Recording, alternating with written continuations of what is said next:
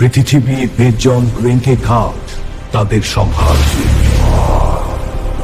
দুই দানব যখন একে অপরের দিকে তেড়ে এলো তখন যেন আকাশ ভেঙে পড়ল, কিন্তু তার পুনরুৎপাদন ক্ষমতা। কিন্তু বরফ হাল্ক বিন্দুমাত্র বিচলিত হলো না।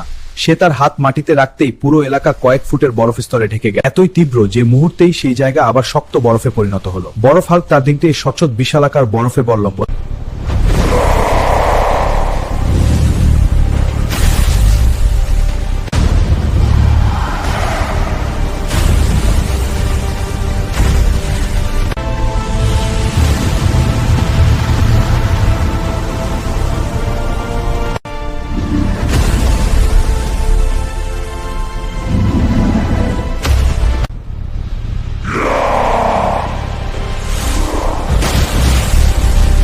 কিন্তু বরফ হাল্ক ততক্ষণে নিজেকে এক বিশাল হিমশলের ভেতর বন্দী করে ফেলেছে। আগুনের সেই প্রচন্ড লেগেও বরফ হাল্ক খুঁত থাকলো। আগুন হাল্কের গায়ের আগুন ধীরে ধীরে নিভে আসতে লাগলো।